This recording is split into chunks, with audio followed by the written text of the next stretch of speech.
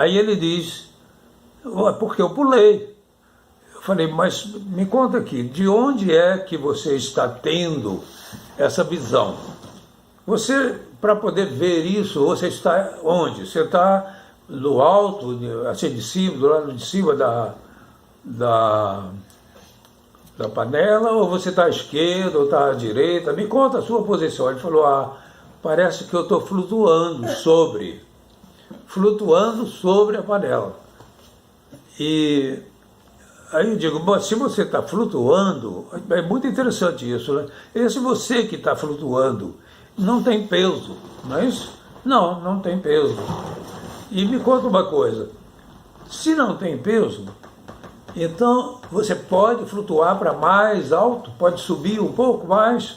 E ele disse, eu não tinha pensado nisso, mas posso. Eu falei, então aproveite e suba, deixa essa panela aqui, né, ou a ponte rolante, o que for, e suba, porque você vai realizar um sonho muito comum às pessoas quando são criancinhas pequenas, e é bem provável que você tenha tido esse sonho também, que é o sonho de voar, ou de se libertar totalmente, né, dos seus afazeres, das suas obrigações, que no caso da criança é ir para a escola, é fazer dever de casa, obedecer a mamãe, obedecer a papai, fazer as coisas que a professora quer. Então as crianças às vezes sonham, eu estou falando de experiência própria, que seria tão bom se a gente fosse um pássaro e pudesse voar livremente, como a gente está vendo agora, os pássaros voando, e sem ter que ir para a escola, né, sem ter que fazer obrigações.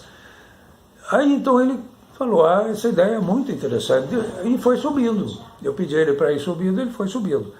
Daqui a pouco eu perguntei, a que altura você está agora? Ele falou, estou tão alto que eu estou vendo a cidade lá de cima, aqui de cima, né? Porque é tudo no presente. Quando ele entrava numa de futuro ou passado, eu trazia ele de volta para o presente. Então é aqui de cima e eu estou vendo a cidade. Eu falei, continue flutuando, subindo e vá mais alto. Quero que você vá mais alto, mais para o alto, mais para cima, até que você esteja sobre as nuvens. Aí ele foi e falou, agora já estou. Sobre as nuvens, eu disse, ele disse, sobre as nuvens. Eu falei, aí é dia ou é noite, esse espaço onde você está agora? Ele falou, é dia.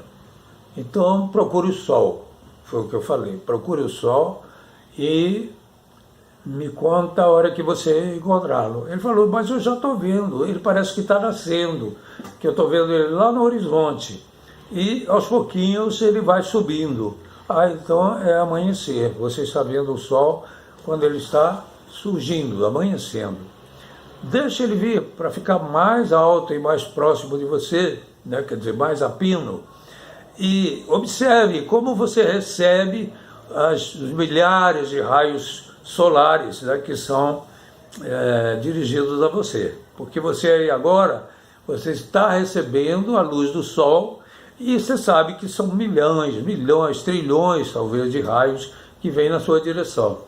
E ele falou, ótimo, eu estou gostando muito. A fisionomia dele começou a se transformar, enquanto ele recebia aqueles raios que eu usei também para fazer a metáfora da concepção. Eu digo, é semelhante ao momento em que você foi concebido, em que também milhares de espermatozoides, sob a forma de raios, chegavam até o óvulo, que estava pronto lá, esperando para haver a fecundação. Isso todos nós passamos por essa experiência, eu disse para ele. E ele começou a ficar cada vez mais relaxado e mais assim, demonstrando que estava se sentindo bem.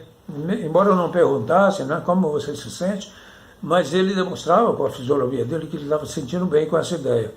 Então, quando ele já estava bem alto, né, bem acima das nuvens, e os raios chegando, e tendo compreendido que ele era como o óvulo que estava sendo fecundado por esses raios, aí então eu falei, mas você inteiro não é só o óvulo, você inteiro é a união, né, do espermatozoide no óvulo, que é assim que o óvulo deixa de ser óvulo e passa a ser ovo, E o espermatozoide também perde a sua identidade para contribuir com isso. E ele, compreendendo tudo isso, foi muito fácil entender que nós estávamos vivendo, metaforicamente, o momento da concepção dele. E aí, para que ele não ficasse experimentando só o receptor, quer dizer, só a parte feminina, que é o óvulo, recebendo os raios, eu pedi a ele para imaginar que um feixe de raios solares se transformavam num veículo e esse veículo se dispunha a levá-lo agora, ia levá-lo até o núcleo do Sol. Que a minha intenção é que ele vivenciasse os dois lados, tanto o lado que recebe, né, no caso o óvulo, na concepção, quanto o que doa, que no caso é o espermatozoide.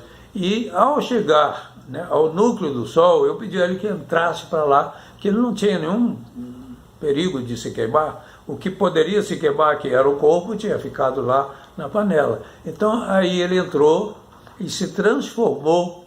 A minha sugestão é que ele se deixasse transformar em luz também, para ser como o Sol. E a vivência dele nessa hora foi assim uma coisa de êxtase, porque eu não perguntei, mas o que eu via no rosto dele estampado era isso.